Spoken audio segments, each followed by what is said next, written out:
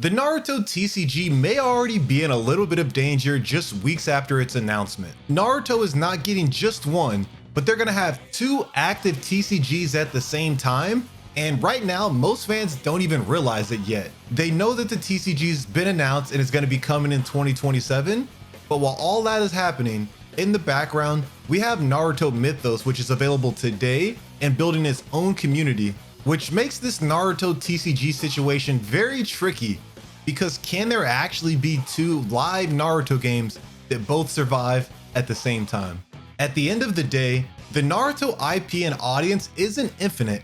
I know for the longest it's been this massive well that you can pull on and you're gonna have us fans come running no matter what happens. Eventually that runs thin, especially with the franchise being over for so long, and at the end of the day, most players aren't going to invest heavily into multiple card games at once, let alone two different ones from the same IP.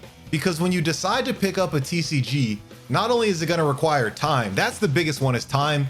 Maybe that's not even true. The real biggest one is money. It's going to require money and time. That's like the duo of like, do I really want to even try this? That's the biggest gateway. And then once you overcome that, then you have learning the rules, building the deck, and then trying to find out if there are any locals in your area to play at.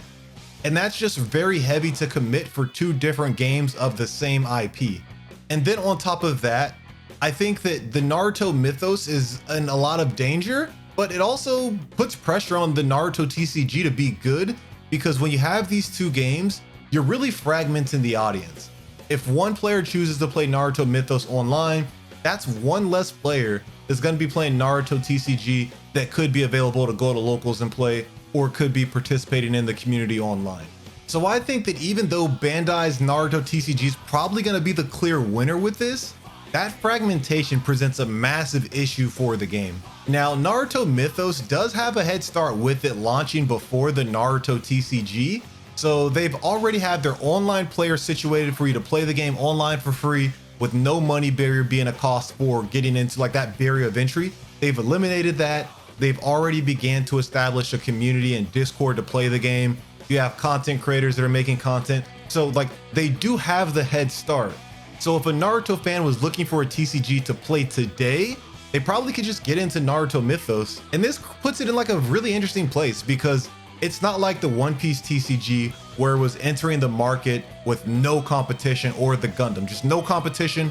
We get to come in, dominate, and milk the IP. They're coming in with competition, and that's going to generate a lot of conversation. So come July, when we actually get the mechanics of the Naruto TCG, there's going to be direct comparisons.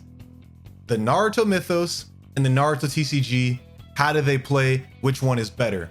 But unfortunately, like, even if Naruto Mythos is the better game, I think the real winner is just going to be whichever gets the biggest marketing push. And I feel like that's clearly going to be the Naruto TCG.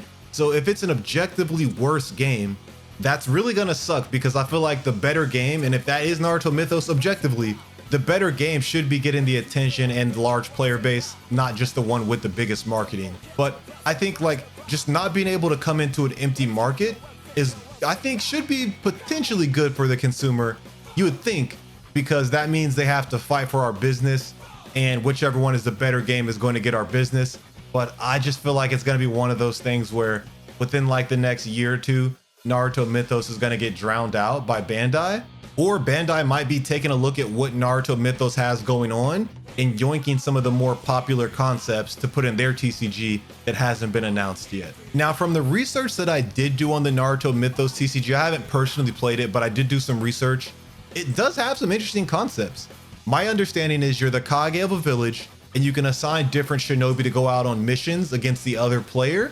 And I think that's a very interesting concept. So there's also a chance that both games target two different audiences, but as the consumer, we can't really afford to have that type of fragmentation.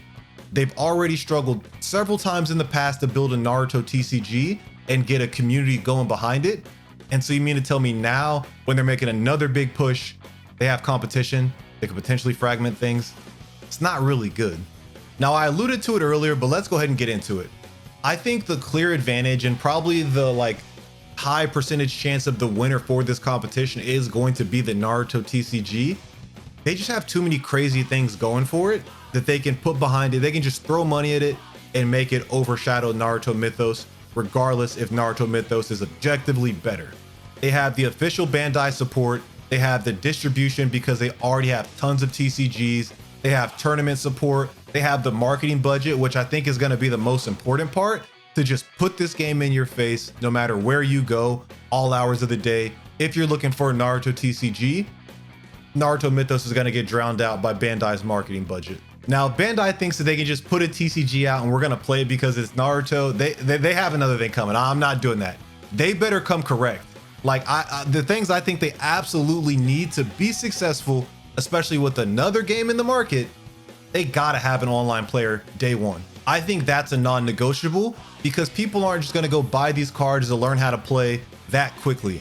If you give an online player before, like while the audience and the community is kind of slowly getting into it and figuring out if they want to play it, you lower that barrier of entry to be free for you to get on, test the game out, learn the mechanics, and potentially find a deck that you want to play.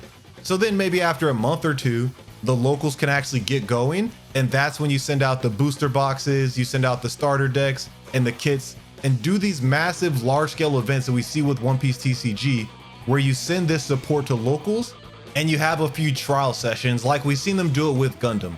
They're already kind of prepping it to lead in that direction with this Gen Con announcement where they're gonna have the trial session and show you the gameplay.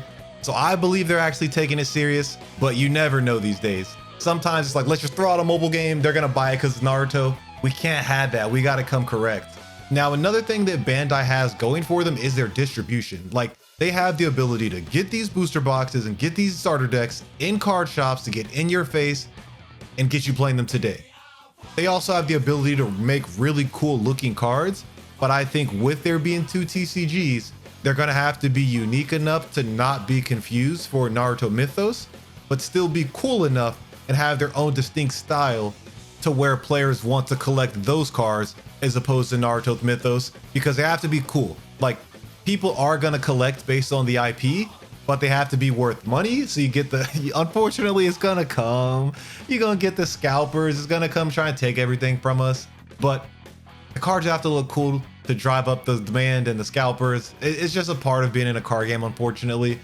But when you remove that, if the cards look cool enough, you're gonna wanna play that deck, you're gonna wanna buy it, you're gonna wanna try these decks out, you're gonna wanna have these cards, and there just can't be any confusion to where I'm at a locals playing against somebody new and I look and I'm like, bro, that's Mythos TCG. That's not the right game.